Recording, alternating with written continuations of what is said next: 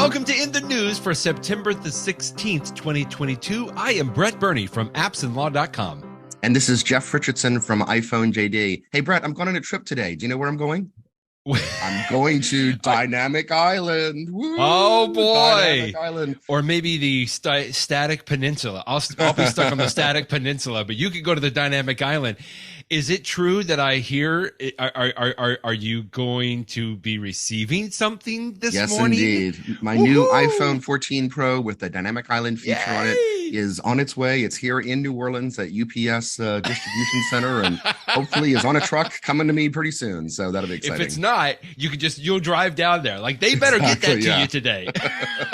Okay, there is so much to talk about. I had so much fun last week. We were talking about the announcements, and man, there's so much excitement. We'll come back to the iPhone 14, but quickly, I know we want to talk a lot about iOS 16, which you and I both have had a few days that we've been playing around with. But as we are prone to do, for a public service announcement, if you are not quite yet ready to upgrade to iOS 16, which is fine if you're not, we do implore you that you should at least do the upgrade to iOS 15.7, right? This came out. It was kind of weird how Apple did this, Jeff, but something important to do, iOS 15.7. Yeah, in fact, on Monday, when I went to upgrade my iPhone, I was surprised to see that I actually had two choices. I could upgrade to iOS 16, but there was also iOS 15.7. I'm like, what? Why would they be updating iOS 15? But this is unfortunately a critical one. And the second one in just a few weeks, where it's one of these, 0-day exploits, which 0-day is a fancy way of saying that there's no, we're not waiting for it to be used in the wild. Right. Bad guys are already using this security flaw. And so again, who knows what the risks of your device, being attacked, but you don't want to have that risk. So on your iPhone, if you're not updating to iOS 16, definitely update to iOS 15.7. And on your iPad, where you don't have iPad OS 16 yet, you want to update that. On your Mac, you want to update your Mac as well. So get the latest security patch. Yeah, that was the thing. I don't know if a lot of people, that may not pay attention, quite as close of attention. iOS 16 is out for iPhones, but iPad OS 16 is not yet available for the iPad. It's going to be 16.1, I think. When 16.1 comes out, my guess is we'll have 16.1 on the iPhone and the iPad at the same time. And my guess is that's next month. There used to be a day we called it iOS 16, and we upgraded all the iOS type devices. But now we sort of have this differentiator, and we talked about this before. Apple has done this before, where the iPad update is a little bit after the iPhone. Anyway, that be it as it may. Regardless of the iPhone or the iPad, at least upgrade to 15.7, because we want to make sure that you are all secure out there. Yes, indeed. However, if you are ready to upgrade to iOS 16, let's go. Let's talk about several of the things. You had some great leaks today, my friend, in several reviews. I mean, we knew that a lot of people were going to be pushing out some reviews of iOS 16. I had a fun time last night going through the MacStories review. Federico just very was comprehensive, like a novel of everything. I didn't even get through the whole thing, but it was just a lot of fun. I think you linked to Jason Snell or Dan Morin, I think, from Six Colors, did a very good review on this as well. But I thought we could just highlight some of the few things, some of the other stories that you linked to as well, because we can't go through it all. But I mean, and like I think you said this earlier, we're finding all kinds of new goodies kind of stuffed away in iOS 16. It's so fun. I personally, I've been just loving playing with the lock screen capacities on here. Yeah, no, I feel like every hour I am discovering something new in my phone, and I'm like, oh yeah, look at that, that's new. Yeah. Okay, so one story you linked to, which I thought was great, was duplicate iPhone photos. How great is this? I remember we talked about it a little bit and we mentioned it, but now you can go into your photos and there is a specific, I call it an album still, that will show you if the iPhone identifies photos as being duplicates, and then you can merge them, which is a little weird, but I understand why, or delete them. Very cool. Duplicate iPhone photos. And that word merge is neat because what it will do is it will look at the two photos, and like if one of them is a better quality photo than the other, they will keep the better quality, like, deeper pixel density or whatever. Okay. It'll keep the better picture. But if the other picture has like some metadata, like maybe the location or something like that, it will take the best of that and put it together into. So it's not just deleting the worst photo, it's actually taking the best aspects of the multiple photos, whether it's 2, 3 of them, and putting it together. It works really well. I started going through it yesterday, and I have to admit, I didn't even realize that I had some duplicates. Like I had an entire party that I went to years and years ago that for some reason I had 2 copies of all the pictures, and I just had no idea. So, so it's nice to go ahead and just sort of, and again, that wasn't perhaps hurting anybody to have 2 of the pictures, but there's certainly no need for it. And so it was nice to go through and merge those duplicates. I have hundreds of them. I've only just started the process. I got to go through and clean them all up. Yeah, I was surprised to find so many. I thought I would have a lot more, but I had 12. Oh, wow. Good for you. I know. But so anyway, I was looking at this, and I guess in my mind, I thought, how close are they going to be in being duplicates? Do they have to be exact duplicates? And sure enough, at the very bottom, if you follow these instructions on this link that you have, it says duplicates are classified both as exact copies that may have different metadata, as well as photos that appear to be the same but may have unique resolutions and file formats, which I just think is great. In fact, they not only does it do pictures, by the way, it shows me if there are duplicate videos in here. Yeah, at least and I had some videos too, which is helpful. Yeah. I have 683 duplicates. How in the world is that possible? I mean, again, I've got some 60,000 pictures, so it's not like I know what they're all there. But so I mean, I'm going to go through those and clean it up, just in some good housekeeping. So, but that little feature right there, which you could take a substantial amount of time on, is just one of the tiny new features in iOS 16. There's so many more. Here's another one you linked to, the haptic keyboard, which I thought was sort of an old thing, but now it's a new thing. And I had it's turned off by default, if I'm not mistaken. And I turned on just the feel part, not the sound part. Does that sound right? That's what I have on mine too, right? Okay, good. Yeah, interesting stuff here. So this is just basically just tells you, or it kind of have that little bit of a feel to it, like a little response, from a feel it's almost like a vibration, but to even use the word vibration makes it seem like it's more significant than it is. It's just you sort of feel as you touch the key. And I expected to turn it on and say that's a neat gimmick and turn it off in 5 minutes, but I've actually had mine on all week, and I think I prefer it. I like it. So.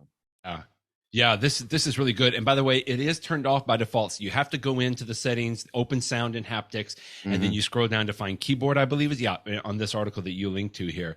And you can choose whether you just want the haptic feel or you want the sound, or both. And I like the fact that you can turn them off and on. I've had my sound off on the keyboard a long time. I remember the first few, iPhones, I had it on, and I still can encounter people that will have that on, and I'm like, why do you have that? Like, that's so much. But now you can turn that off. I thought that was that's really neat. Another thing here that you link to, which of course it comes from MacStories again, is some of the improvements in iOS 16 to the Mail app, which we see will probably, some of these improvements will come even to the iPad when that gets released, as well as the Mac. But I tell you, I've already used a couple of these really nifty additions to the Mail app on the iPhone already, Jeff. Yeah, I mean, just to highlight one of them is the unsend. We've all had a situation where you send an email and, it's Murphy's Law. As soon as you send it, instantly at that moment, you realize, I had a typo or I made a mistake in there. And you've got about 10 seconds. It's right there at the bottom of your iPhone screen. It'll just show up the words. I think it says like unsend or something like that. And if you just tap at the bottom for those first couple of seconds, you can go back and you can edit your email. And of course, the way that it's working is it's when you hit send, it's not actually sending. It's waiting about 5 or 10 seconds. So if this was a super urgent email that you had to get out there as, the very, very second, I mean, it's slowing you down a little bit, but the reality is all of us could care less if our emails, 99 whatever percent of the time get delayed 5 or 10 seconds before it's actually sent. Right. And I find it so nice. And again, not a new feature in the universe. Gmail has had similar type things for a while, but it's nice to have it. It's especially nice, I find, on the iPhone, because when I'm typing emails on the iPhone, sort of by definition, I'm a little more fast and loose, a little more casual, a little like typing and going and moving and grooving and stuff like that. And there's more likelihood for mistakes. Whereas if I'm sitting at a computer with a real keyboard, chances are I'm being a little bit more deliberate on my emails, and I'm less likely to need a feature like this. So I love having this one on the iPhone. I've already used it this week. It's great. The one that I've used is now if you tap and hold on the send button, which is usually the circle with the arrow pointing up, Uh-huh. you get options that you can say send right now. You can say send, usually it's like in an hour. It'll say, send in an hour, right? Or send later, and you can actually schedule when you want the item to be sent. Now, like you said, you said it very well. This is nothing new in the universe of email in general, right? We've had some of these tools and add-ons and stuff like that you've been able to use, but just to be able to have the at your finger and have it baked into the mail app is really, really nifty. I typically have never used like send later options, but now that it's right there, just like you said, Jeff, it's like it's so much easier to take advantage of. So did you I've actually use it that. this week and I'm just curious, I did. What Yeah. circumstance? Was it because you were embarrassed that you were up so early in the morning, or is it like, what was the reason that you wanted to wait an hour or whatever? It was similar to that. Yeah, it was just similar to that. Like, okay, I didn't want to reply like immediately because I don't want them to know. I've been a little ill this week, and so it's like I don't want them to know that I'm like up and at them right now, because and I can see all of this. I've thought about that. Like sometimes I'm in bed at night, and it's like 12:30 in the morning, and before I go to bed, I'm looking at email, and like I do feel a little self-conscious that I'm responding to a client at 12:30 a.m. And so I can see I might want to use it then. Like maybe I'll go through the work of typing the email, but just have it deliver, at 7:00 in the morning or something like that. Right. It doesn't exactly. seem as, I haven't used it yet, but I might use it. It sounds interesting.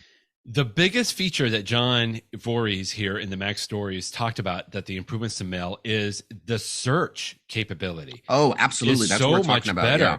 Yeah. I mean, and I got to tell you, I almost stopped using it. Jeff. Like I would use it every once in a while to try to find something. If I knew exactly who the sender was or what the email address was, I could do okay finding it. But I haven't had a time to test this out, and I'm very excited to see and hope that the search function is better in the mail app. Yeah. And in fact, talking about search improvements, I didn't link to this today, but I found another one, which is in the Photos app. Search is better and in many different ways. But one example of it that you and I have talked about in the past is, how last year you could search for pictures that have text in the pictures, but you had to do a goofy thing of actually searching from your home screen. Well, now it's the way that it should always be. You can actually, in the Photos app, if you go in the Photos app and you do a search and you type in any word, it will search for that word, not only in the title, not only in an album, but also in the actual photo itself if there's text in there. And it's a fun feature. I encourage you to give it a shot. And for example, last night I typed in the place that I went to college is Emory in Atlanta. So I typed in EMORY, and it was fun to me because when I did and when you type the word, you have a couple different choices. And one of them is to search for pictures that have that text.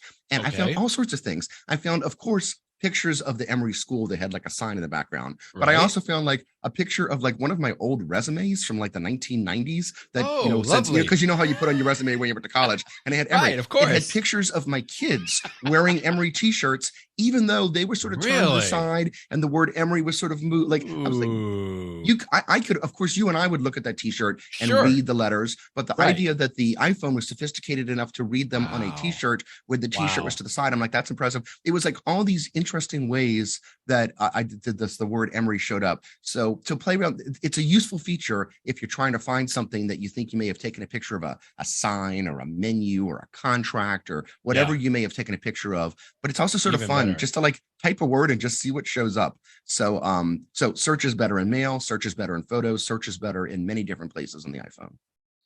Another article you linked to was 5 hidden iOS 16 features that you didn't even know were there. Now, one of these I think we talked about, the duplicate photos on there, but this was a neat little article. And the reason that I wanted to bring it up is, we can move on because there's so much more we could talk about iOS 16.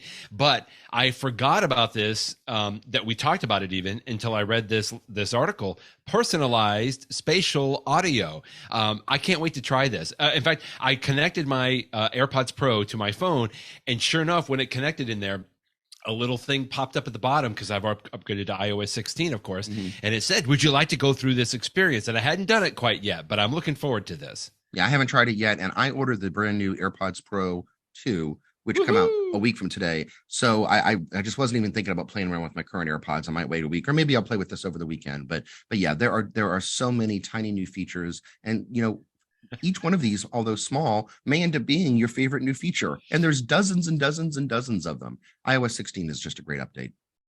Speaking of iPhone 14, you already mentioned this. What colored iPhone 14 Pro did you order, Mr. Jeff? I got the black one, which is supposed to be like I've always had sort of the black version of the iPhone, and my iPhone 13 from last year, their version of black, which I think is called space gray. It's a little bit more of the typical gray. Right. I've seen the pictures of the new one, and it's more of a darker black, which I sort of prefer. There was a model that Apple had a number of years ago called Jet Black, which was sort of like it was like a grand piano, that sort of like a deep, shiny black, and that was one of my favorite colors. But we shall see. You get to experience the dynamic island later today, which I thought a quick link that you had it here was how in the world did did no one guess at something like the dynamic island? And this tweet kind of helps explain a little bit as to why. This is from Mark Gurman, of course. Yeah, the reason that Apple was able to trademark the term without people knowing about it is they decided to trademark the term in Jamaica, of all places. And you might say, why would they go to Jamaica? Was it because of the island theme? Who knows? But no, the reason they went to Jamaica is because in Jamaica, the only way you can search for a trademark, according to Mark Gurman, is to physically go to that country's trademark and patent office and look by hand. And so the idea is they had a way to register it first, because, with trademarks, it's first in time. You want to be the first to register it.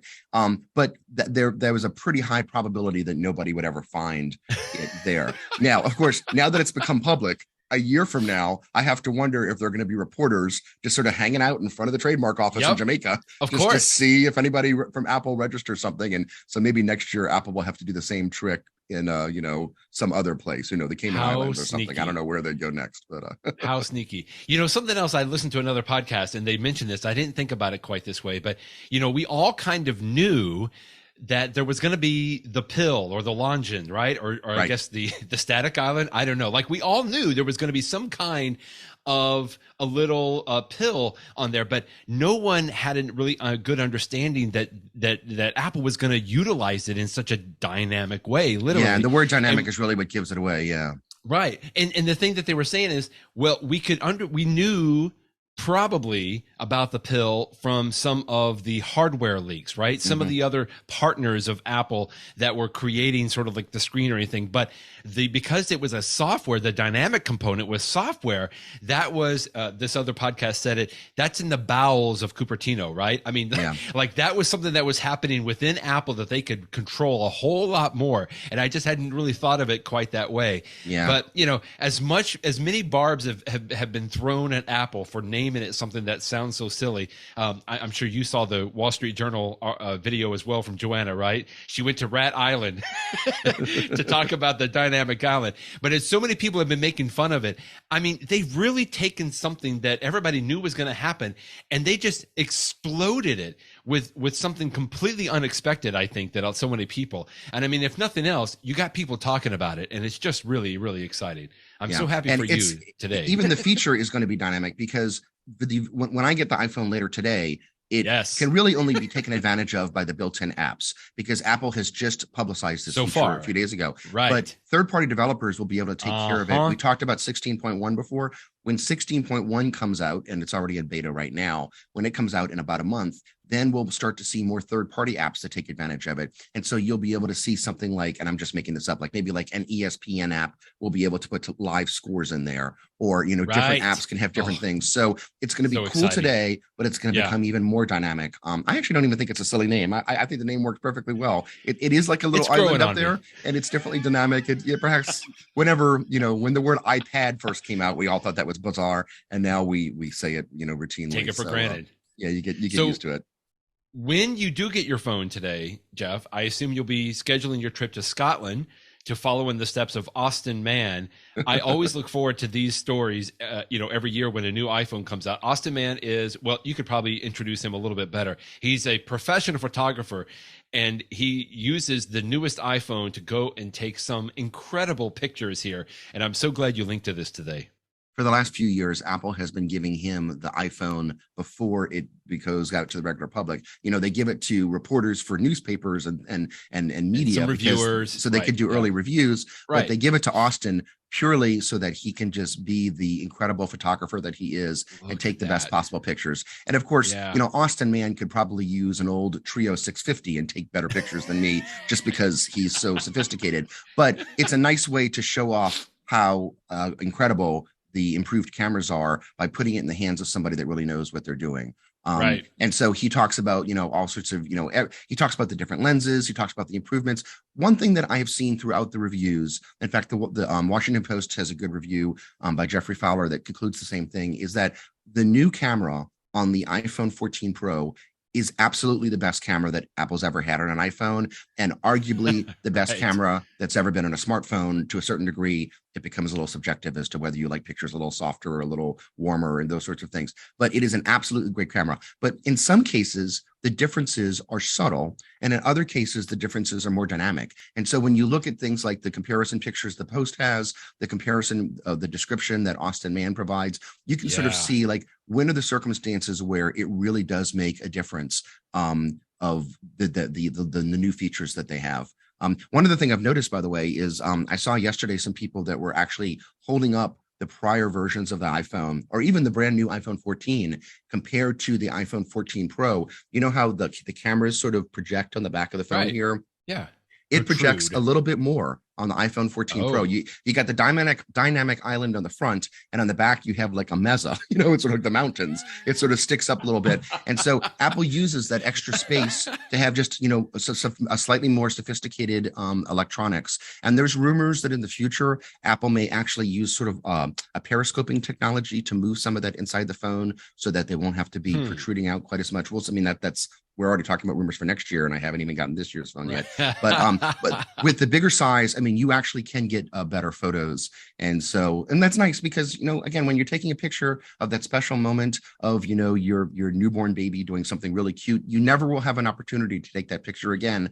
Why not take the best possible picture, even if it's only just a little bit better than it would have been with your old phone or your old camera? You know, take the best possible picture all the time. And that way, years from now, you'll be able to enjoy those pictures even more. It's only when you compare them, like this story you mentioned from the Washington Post here, where they're comparing like the iPhone 7 to the 11 Pro, 13 Pro, 14, and the 14 Pro Max. I mean, you know, when we had the iPhone 7, those pictures were incredible. At the time, now when you compare them to a 14, right, and it's just like, what were we thinking? But we were thinking what we had to be thinking at that time. And this article from Austin Mann, I mean, just even this picture here, this first one here of a chicken, for crying out loud, he talks about how he crops every one of his pictures. And even this is a pretty big crop into the chicken's head, and it still looks incredible because of this. I mean, I'm assuming most of it is attributable to the 48 megapixel camera in here. Just much more resolution, more and more.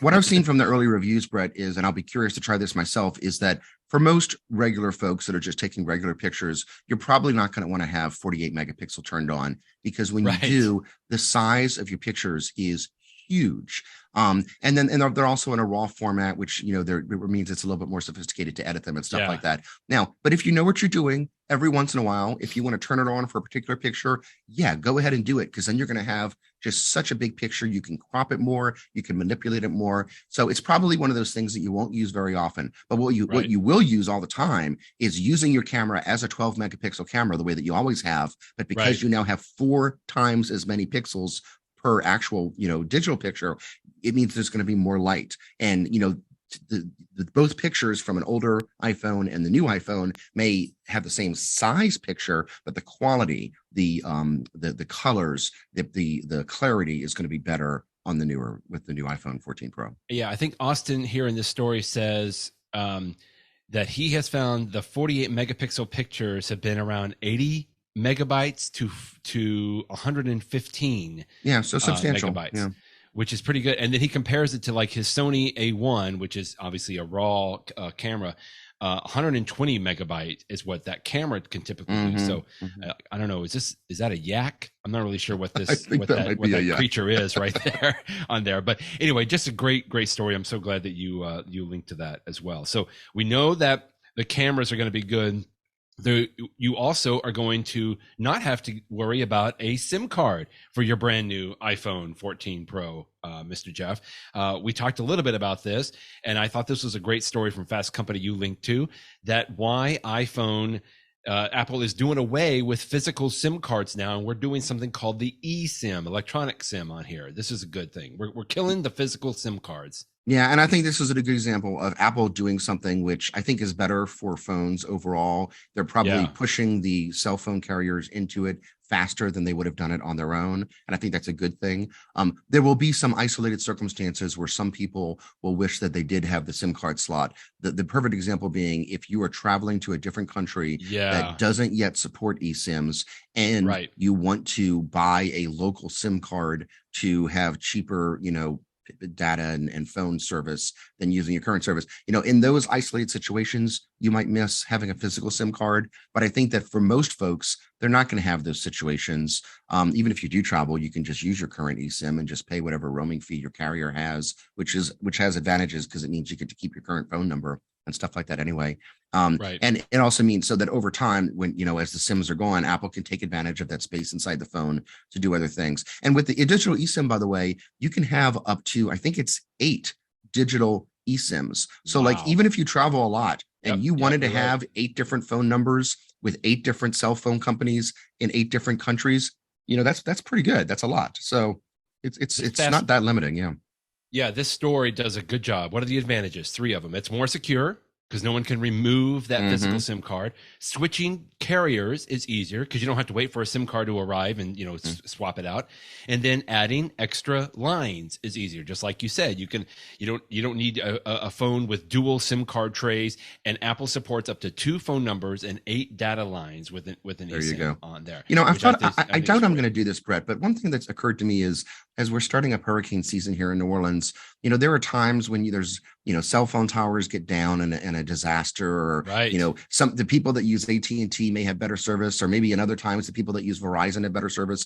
I would probably never do this because of the cost, but I mean, in theory, you could have a single iPhone and you could just have 2 completely different local carriers on it. Just if you happen to be in a part of town where one service isn't working very well, you could switch to the other one. Now, again, you'd be switching phone numbers too. So there's, I've never done that, but I suspect that there are people that have, just for the flexibility of it. So interesting thought. Exciting stuff. That's the phone. Let's talk about the watch. Did you order a watch yet? Can we order a watch right now? Can you pre-order a watch? You can. And the watches, I think the new watches are available now, except for the Ultra. I don't think the Ultra is available yet, but the Series 8 is available now, and the SE is available now. I did not order an upgrade because I've got a Series 7 and there's only incremental differences. You're gonna, okay. But I tell you, this year I did, you have it on the screen right now, the post that I did earlier this year. Yeah, great post. Sometimes when I'm sure you've been in this situation before, Brett, you start to get into something that you're working on, and the more you get into it and the more research you do, you're like, wow, look at this. And that happens to me all the time, whether I'm working on a legal brief or whatever. I'm like, wow, look at this. And when I was putting together this post on the 2020, this year's models of the Apple Watch, before I started writing it, I was like, oh yeah, there's some cool new features. But by the time I got to the end, I was pretty excited. Not that I'm buying anything new, but if you are buying a new Apple Watch right now, there are I can't remember a time in the past when the options have been so good, because the Apple Watch SE, which is less expensive, is a fantastic Apple Watch. It doesn't have the latest and greatest bells and whistles, but for the first time ever, the SE version of the Apple Watch has the exact same processor inside that the top of the line Apple Watch Series 8 and Apple Watch Ultra have. So it's going to be just as fast. Now, again, Apple hasn't changed that chip in a few years, and that's part of the reason they could do it. But the current Apple Watch SE is a good Apple Watch. Now, I probably would recommend that folks go up and spend the extra, $150 or something to get the Series 8, because you get the always on display and the larger screen and a billion other advantages, but at least you can now compare them. And if you decide you just want the cheapest thing possible, maybe not even for yourself, maybe for a teenager, or, you're buying one for your parents and they're not going to use the bells and whistles.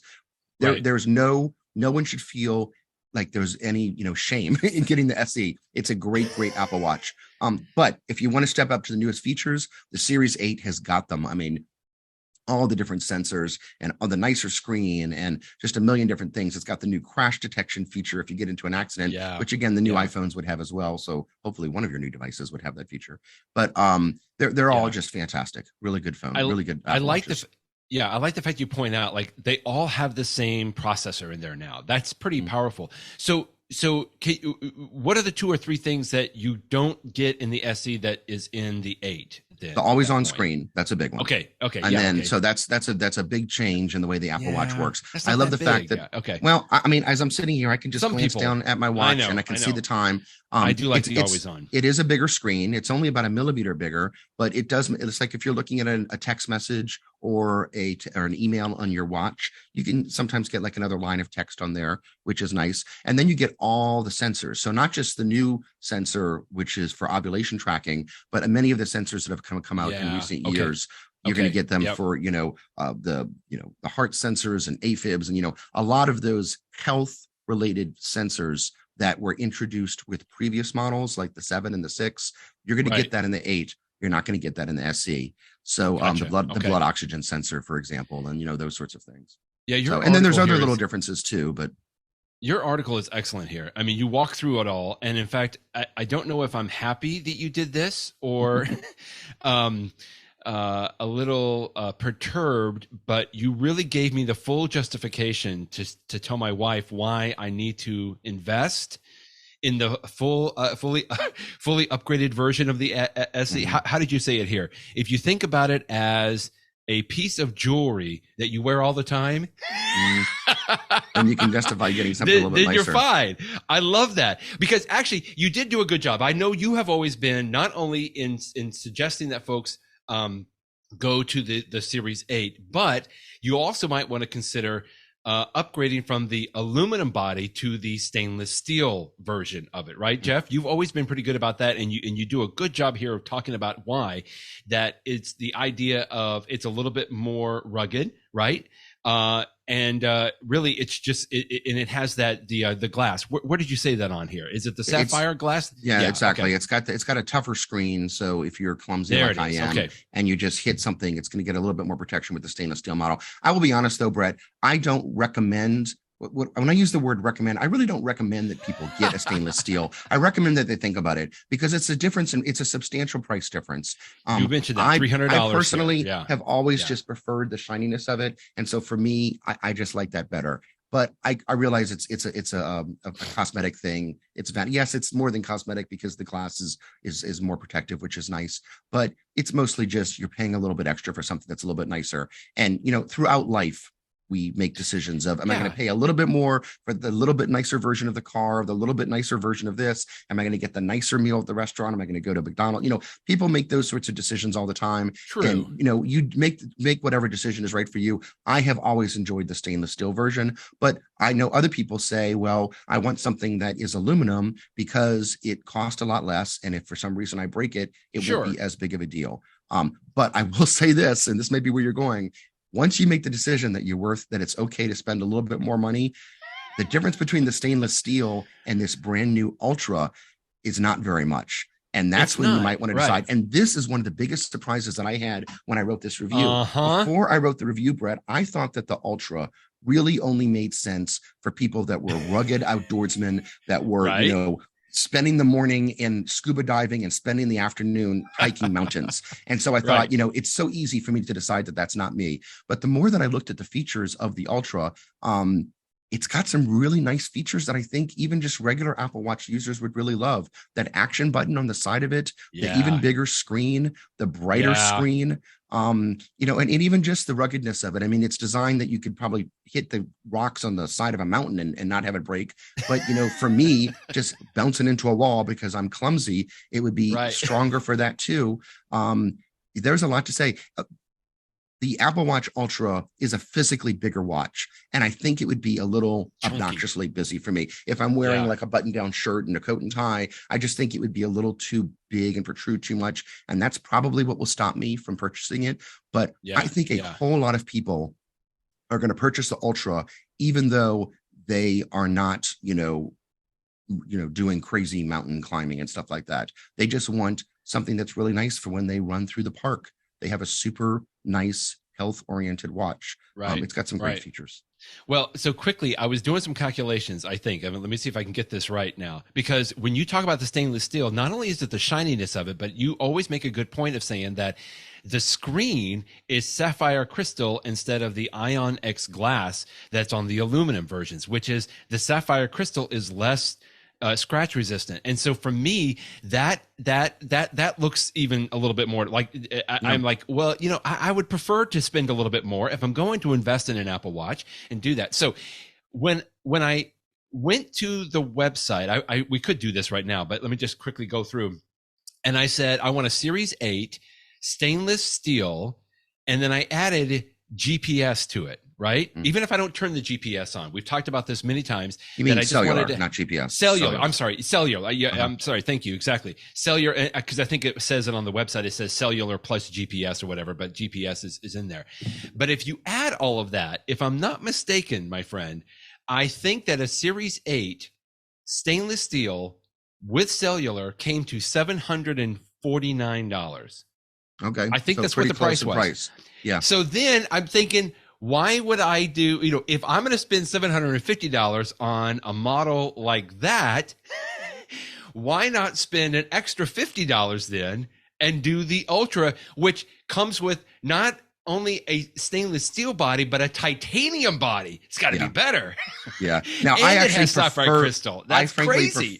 I prefer the stainless steel look to titanium because you've been able to get titanium in the past, and titanium is more of a matte. But again, there's no one's right or wrong. This is just a totally opinion. Some people think titanium looks the best. Some people think stainless steel looks the best. Some people think gold looks the best. We haven't had a gold Apple Watch in many years now.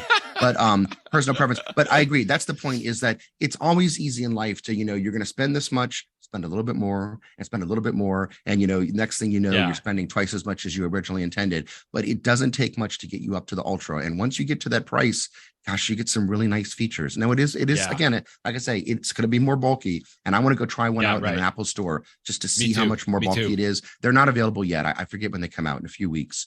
But I can't wait to actually try one out. But I really am very jealous of some of these new features. It's a really nice watch. It was just interesting for me to do that exercise because we knew, you know, we suspected that Apple was going to come out with some kind of a rugged version, and I was thinking at least $999, at least. Oh, and then it was going to go up from there. And it's just incredible to me that there is that little bit of a price difference. And just that alone could actually, like you said, push me over, because I was like, no way, I don't need the Ultra, but I'm really seriously thinking about it. All right. So we'll talk more about that, obviously. But right now, even if you don't have the newest Apple Watch, which nobody does yet because they're not quite yet available, but if you have a 7 or I think this goes down to maybe the Watch 4, 5, I think. Yeah, 4. 4 Okay, you're right.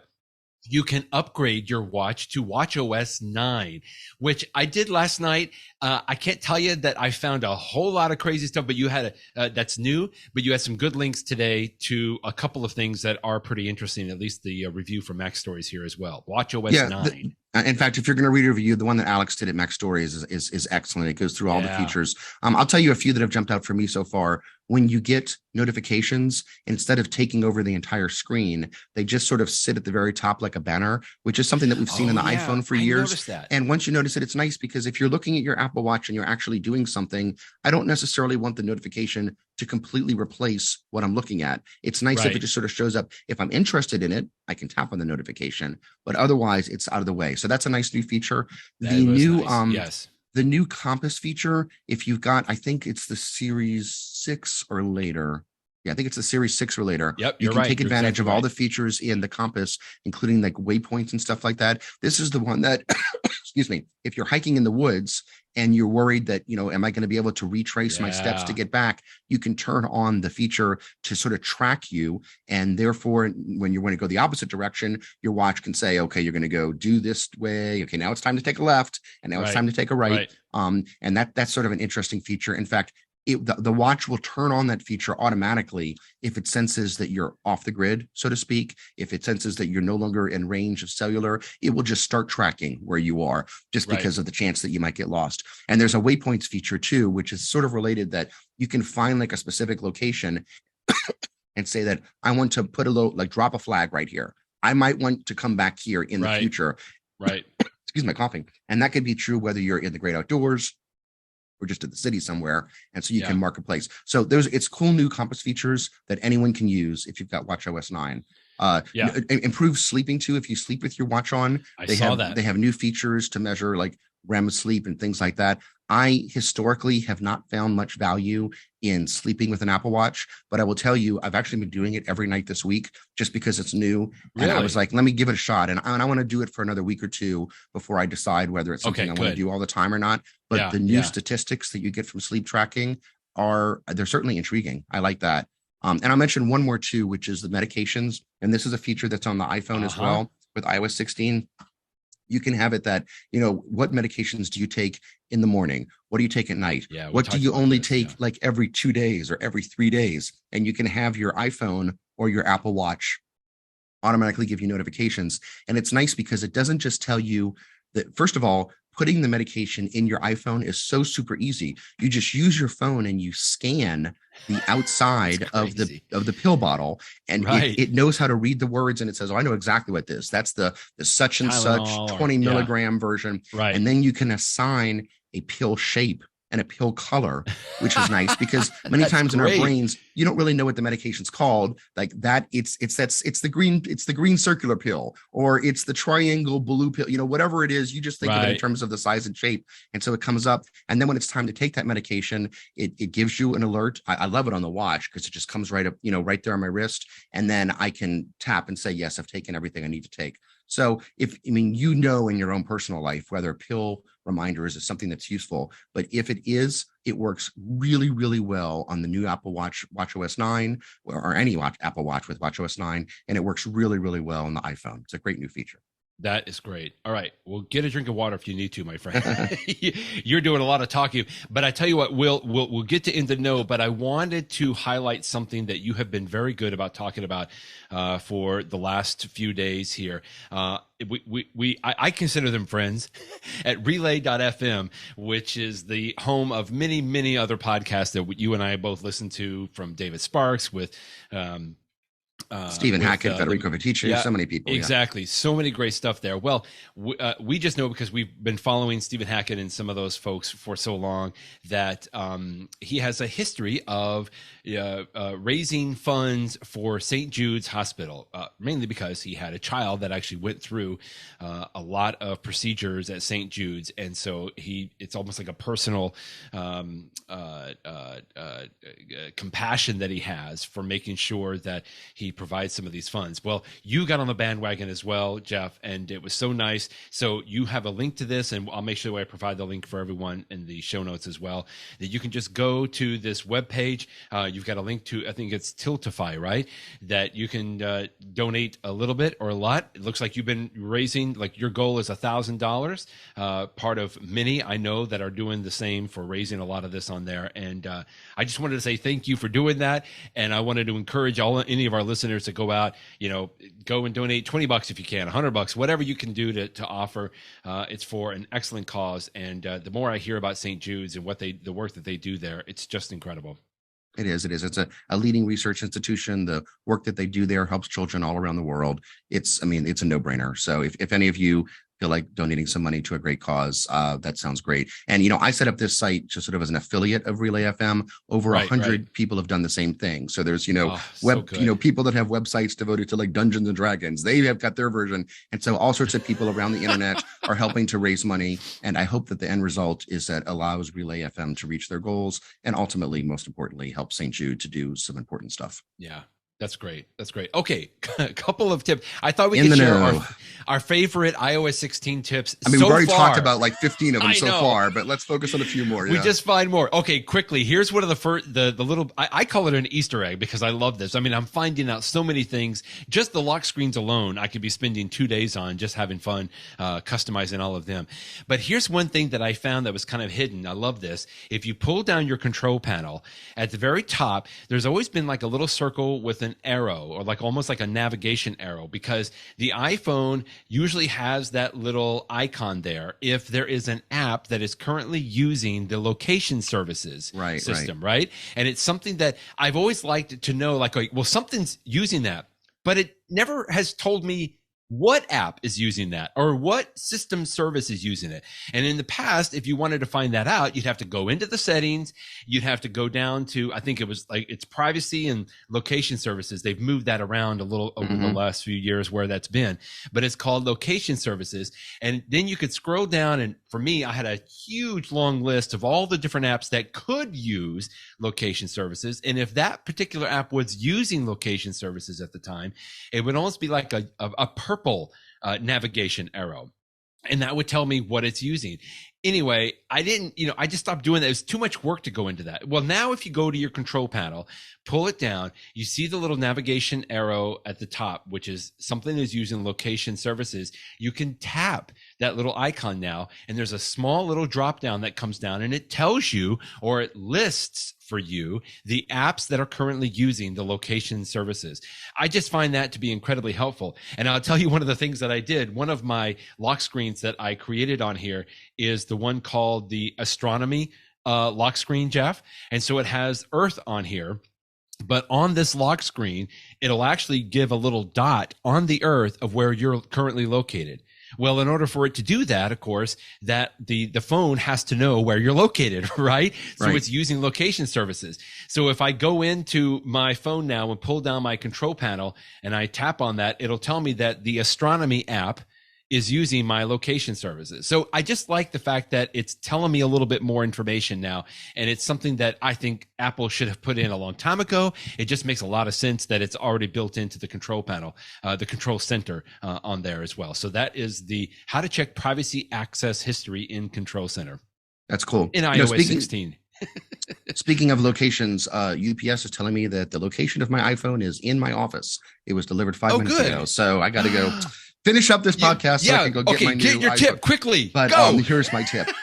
One of the big new features of iOS 16 is the new lock screen. It's the one that you can't avoid not seeing because it looks so different. And there's lots of different types of lock screens you can have, lots of different features. Here's one that I've been having fun with. When you go into create a new lock screen, if you select, it's called, lock screen wallpaper. And at the very top, there's a button that says photo shuffle. And what that means is instead of having a single picture for your lock screen, it will shuffle between a series of pictures so that you're seeing something new.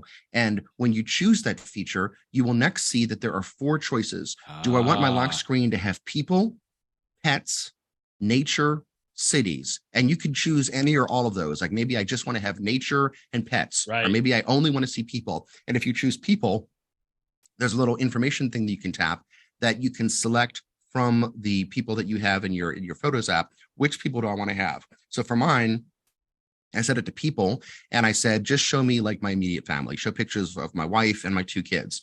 And then once you choose that, you can choose how often do you want the picture to change? Do you want it to change every day, every hour, every time that you look at the lock screen, or every time that you tap on the lock screen?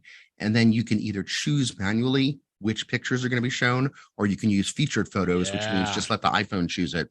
And so the net result is that for now, and I've been enjoying this most of the week, every time I look at, I have it set that every time I unlock it, it's a new picture. So every time I pick up my iPhone, it's a new picture. And some pictures are from like last week, but some pictures are for like 25 years ago. And it's like, oh, look at that cool picture. And then I look at my iPhone again, and now, oh, here's a cute picture of my daughter dressed up as, Mrs. Santa Claus from years ago. So every time I look at it, it's a cute new picture, which is really nice. Now, there's a couple things that I wish were even better about this. One thing is it looks to me like it only rotates between, I think, 16 different pictures. So that might be a good argument to have it change every hour of the day, because that way there's different pictures throughout the day. For me, after a couple of hours, I start to see the same photo, although that's not necessarily a bad thing because it's a pretty good photo and you might want to see it again. So that's nice. And I haven't yet figured out if it changes those 16 photos. I think it must change them every 24 hours or something like that, because the picture that I just described to you of my daughter, I didn't see that one yesterday. So it must be changing them like every day.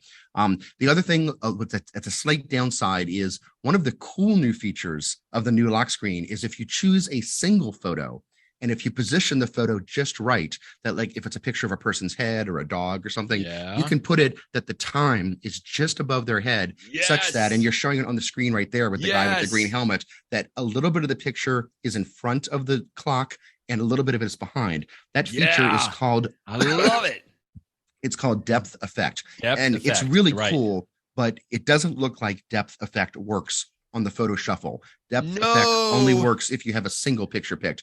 I don't know What? why. I mean, they totally could use it. So excuse my coffee, maybe room for improvement. So, but it's a cool feature. I recommend if you haven't tried the photo shuffle yet, try it out. It will bring you delight every time you look at your photo at your lock screen. You know, I hadn't tried this yet, Jeff, and the reason why is when the first time, at least on my iPhone 12, when I tried to say I want to do this, it gave me a message saying, it's going to take a while for us to look through all your photos. I mean, I guess Yeah. it analyzes I got the that photos, too. right? For me, Okay. it took about 2 days before that message went away. Oh, wow. Okay. Yeah, so well, I just and- checked. It's gone now for me, and I tried to do this yesterday. But Okay. just so everybody knows, like, you know, if you want to do this at first, and you could go in and do it manually. Sure. It gave me the option to say I could do it manually, but I'm like, no, I want to see what you can do. Yeah, surprise So me. I- You picked Yeah, something exactly. good. Yeah. So I didn't try it yet, but just so that everyone knows, like the first time that you do this, it is going to go through and analyze your photos, you know, before it gives you the options. Yeah, and for me, I've got about 60,000 photos in my library. I upgraded on Monday, and it was Wednesday before I could select the feature of let you choose the featured photos instead of me. So, it may take a day or two depending upon how many pictures you have. But once you have That's it, so it's great. fun and it's neat. It's always nice to get surprised with some great pictures from your past. Okay, we're done, so you can run down the hall and get your brand new iPhone 14. Thanks for being with me, Jeff, and we will definitely talk next week because I want to hear about that new phone. Thanks, Brett. Bye-bye, everybody.